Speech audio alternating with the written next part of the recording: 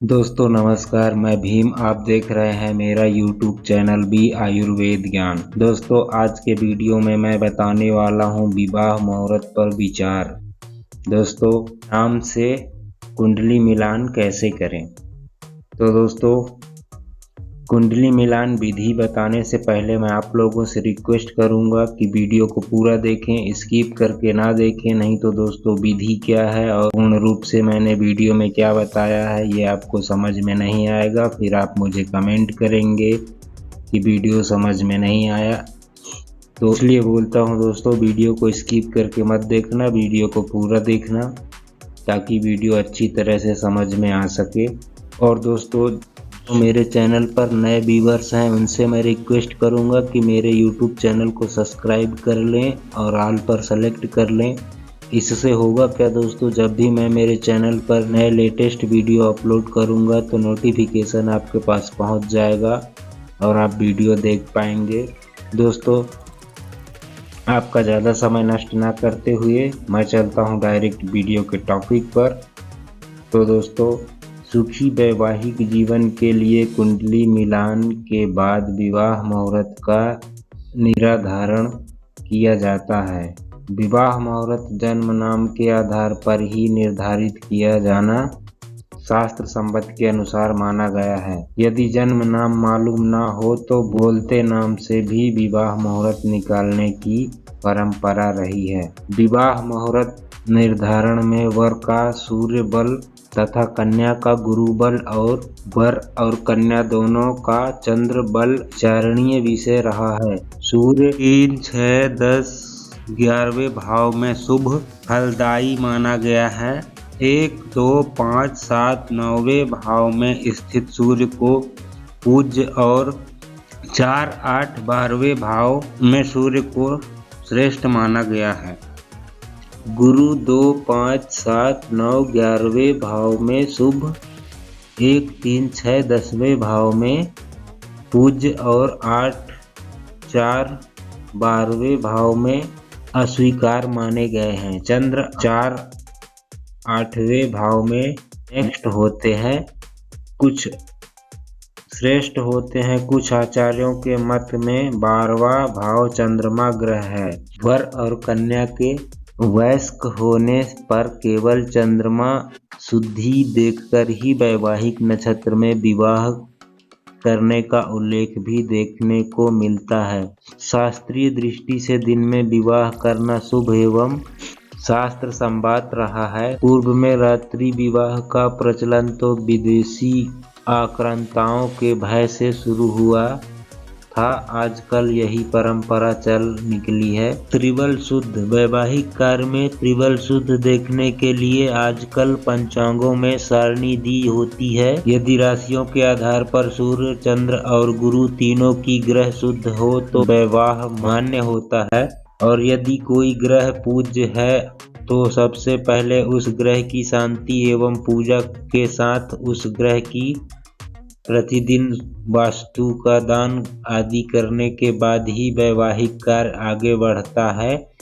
यद्यपि जब कोई ग्रह किसी एक की जन्म कुंडली में भी श्रेष्ठ है तो जब तक वह ग्रह पूज्य अथवा शुद्ध नहीं होता तब तक उसका वैवाहिक कार्य आगे नहीं बढ़ता है। ग्रहों के पूज्य होने पर ही उन्हें पूजा लगती है। सामान्य भाषा में वैवाहिक कार्य के समय संपन्न की जाने वाली सूर्य पूजा को लाल पूजा और गुरु पूजा को पीला पूजा कहा जाता है। यदि किसी विवाह में लाल अथवा पीला पूजा लग रही हो तो बहुत अधिक आवश्यक होने पर ही इस प्रकार की पूजा से विवाह करना चाहिए, अन्यथा जब तक ग्रह शुद्ध न हो जाएं तब तक वैवाहिक कार्य को आगे नहीं बढ़ाना चाहिए। अर्थात लाल पूजा अथवा पीले पूजा बहुत आवश्यक होने पर ही संपन्न करनी चाहिए। संभव हो तो लाल पूजा करने पर वैवाहिक कार्य कुछ समय के लिए टाल देना चाहिए। निम्न सारणी के आधार पर वर वधू की जन्म कुंडली में उनकी राशि के आधार पर एवं गोचर ग्रह स्थिति को ध्यान में रखकर त्रिशुद्ध ज्ञान की जा सकती है।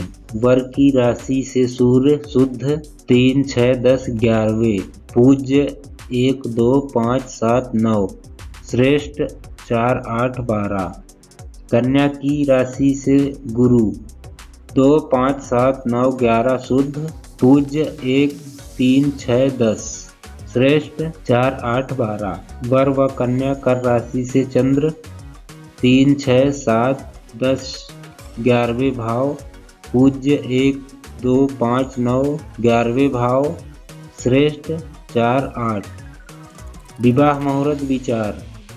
शास्त्र मत में केवल 11वें नक्षत्र में विवाह करने की अनुमति प्रदान की गई है। यदि 11 नक्षत्र हैं मूल, अनुराधा, मृगशिरा, रेवती, हस्त, उत्तरा भाद्रपद, उत्तराषाढ़ा, उत्तरा फाल्गुनी, स्वाति, माघा और रोहिणी, इनके अलावा शेष नक्षत्र में वैवाहिक मुहूर्त नहीं निकलता है। वैवाहिक मुहूर्त विचारते समय बातें ध्यान में रखनी चाहिए। विवाह जैसे मांगलिक कार्य को सौर मास में संपन्न करना ही श्रेष्ठ माना गया है। चंद्र मास में वैवाहिक कार्य निषेध रहता है। ज्येष्ठ माघ, फागुन, वैशाख, अगहन और आषाढ़ मास में वैवाहिक कार्य मान्य है। यदि सभी सौर मास माने गए हैं, जब गुरु और शुक्र अस्त रहते हैं, उस अवधि में भी विवाह कार्य निषेध रहता है। इस अवधि को तारा डूबना कहा जाता है। 2 खर मास पौष और चैत में भी वैवाहिक कार्य मान्य नहीं है। देवसायनी एकादशी से दवोत्थान एकादशी के मध्य जब देव शयन करते हैं, उस अवधि में भी विवाह जैसा मांगलिक कार्य करना मान्य नहीं है। विवाह में जन्म मास निषेध। विवाह मुहूर्त में कुछ विशेष जन्म मास निषेध रखे गए हैं, जैसे जब माता के गर्भ में उत्पन्न प्रथम पुत्र तथा कन्या का जन्म जिस मास, नक्षत्र अथवा जिस तिथि में हुआ है, उस मास, नक्षत्र अथवा उस तिथि में उस विवाह करना वर्जित है। यदि दोनों पक्ष अर्थात वर वधू दोनों ही ज्येष्ठ हैं, अर्थात अपने परिवार के बड़े पुत्र पुत्री है, तो उन दोनों का विवाह ज्येष्ठ मास में नहीं करना चाहिए। शास्त्र मत में ऐसा विवाह कार्य को प्रबल निषेध घोषित किया गया है। इसके लिए कहा गया है, त्रिज्येष्ठ कदापि। यदि ऐसा वर वधू के मध्य विवाह होता है तो दोनों के दाम्पत्य जीवन में कई तरह के उतार चढ़ाव आ सकते हैं। यदि दोनों पक्ष अर्थात वर एवं वधू में दोनों में से कोई एक भी ज्येष्ठ है तो भी ज्येष्ठ मास में उनका विवाह करना वर्जित माना गया है। इसको भी माध्यम अशुभ माना गया है। विवाह में वर्जित दोष। विवाह मुहूर्त में 10 दोष का विचार किया जाता है। यह 10 विवाह मुहूर्त दोष हैं: आता, पाता, युतिप, वेद, जमित्र, बाण, एकगर्ल, उपग्रह, क्रांति, साम्य, दग्ध। पंचांगों में इन दोषों को खड़ी लकीर रेखा से दर्शाया जाता है। विवाह मुहूर्त में कम से कम 6 रेखा होनी चाहिए। इसके बाद उत्तरोत्तर शुभ है। प्रायः 9 रेखा उत्तम विवाह लग्न माना जाता है। 10 रेखा विवाह लग्न बहुत ही कम मिलता है। विवाह में लग्न शुद्ध पर विशेष ध्यान दिया जाता है। लग्न शुद्ध नहीं मिलती है तो गोधूलिका मुहूर्त में विवाह किया जा सकता है। विवाह में वर्जित स्थितियां। शास्त्रों में कुछ स्थितियों को वैवाहिक मुहूर्त की दृष्टि से निषेध माना गया है। यथा वैवाहिक कार्य के लिए कुलिक योग तथा दग्ध तिथि को शुभ माना गया है।